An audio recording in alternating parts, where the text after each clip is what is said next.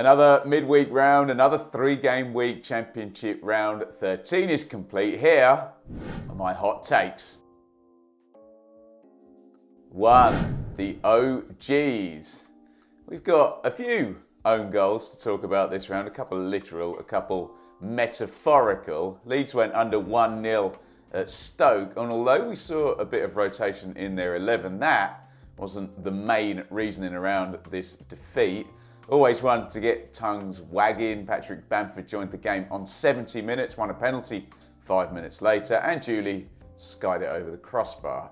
That is the metaphorical own goal. Pascal Struijk scored the literal own goal to give Stoke the 3 points. Not that he could have done a hell of a lot about a ricochet off the bar, hitting him and going in. Leeds lose ground, but stay third. Stoke up 3 to 17th.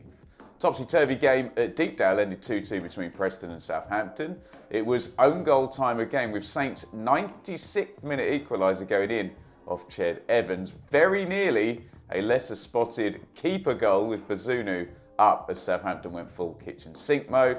Preston could have done without that, couldn't they? They are 6 without a win. Southampton 5 unbeaten. Stop the clocks. These two would meet in the playoffs, with them currently 4th and 5th in the table. Finally, at the Hawthorns, we're back into metaphorical own goal status here, as QPR got nearly up to the hour mark level at 0-0 and then conceded the penalty and went down to 10 men in double quick time, with Jimmy Dunn getting a second yellow for dissent after picking up one for re-entering the pitch without permission after an injury.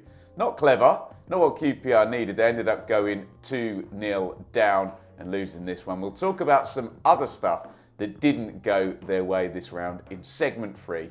West Brom go 6th. 2 turned out nice.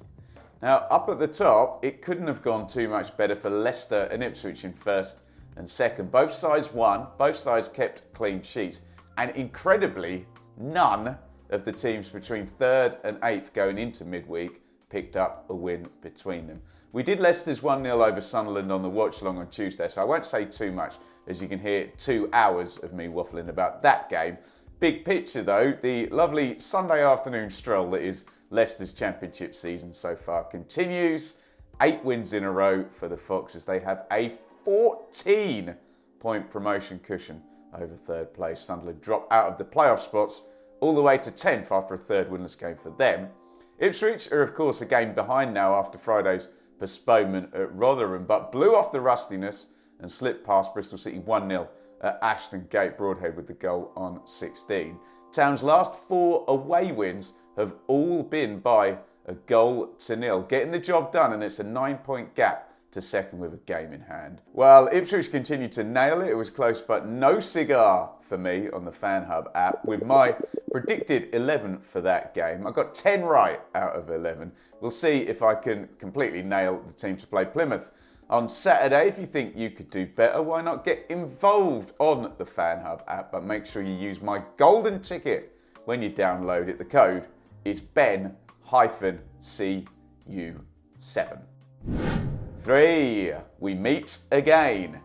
Didn't take very long for Wayne Rooney and Liam Rosenior to come face to face again following Rooney's return to the Championship. The former Derby duo met at St Andrews for Birmingham v Hull, and those people who like to argue that Rosenior was always the brains of the operation will, rightly or wrongly, be doubling down on that particular theory after Hull won this one 2-0.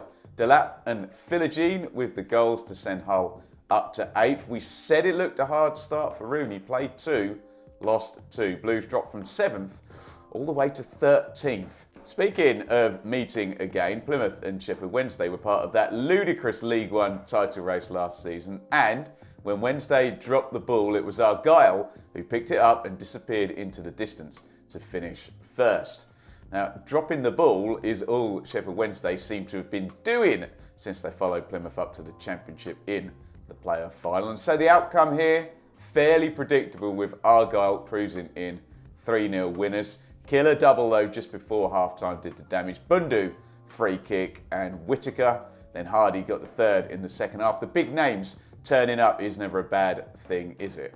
What is a bad thing is the 0 still in the wins column for Sheffield Wednesday after 13 games. And this might be a good time to throw in the other big home win for Rotherham this midweek down the bottom there. The Millers beat Coventry 2-0 at the New York. Peltier and Rathbone with the goals. They are still in the bottom three, but this was a massive win given that Plymouth, Stoke and Watford, the three above the line, all won. Bad news then that for Wednesday and QPR, who are currently 6 and 11 points off safety. 4 back-to-back wins so far in the 3-game week for Blackburn and Middlesbrough, with Rovers in sort of reset mode and Borough absolutely powering up the table.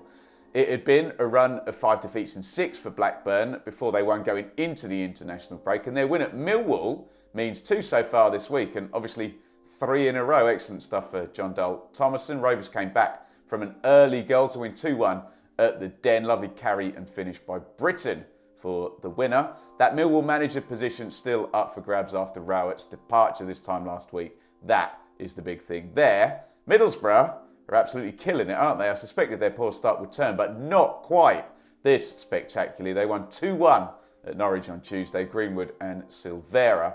Borough, no wins in 7 to start the season, 6 wins in a row to follow up. Woof. No wins in 4 though for Norwich, and they head to Sunderland at the weekend. Tricky. 5 Sema-Four. Slightly different fortunes for the 2 Welsh clubs to finish up. Cardiff had the biggest win of the round, absolutely smashing Huddersfield 4-0 away from home. 3 goals from set pieces in this one, the best of which came from Perry NG in the second half. Who knew he had it in him? As Cardiff got back to winning ways, and that surge at the bottom conversely drops Huddersfield to 21st. Terriers owner Kevin Nagle was on the Twitter again afterwards. Maybe put the phone down after a 4-0 home defeat, Kev. Last but not least, a great win for Watford at Swansea. The 2 sides seem to have swapped over form and streaks since we got back from the international break. 2 wins for Watford, 2 defeats for Swansea. It had been totally the other way round going in. Ken Sema got the goal in this one in the final 10 minutes.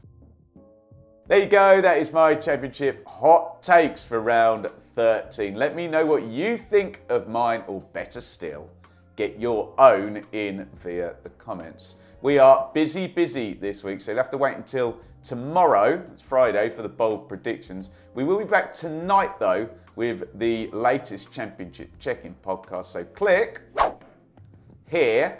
Set yourself a reminder to join me and Sam Parkin, and you can have your say throughout the show in the live chat.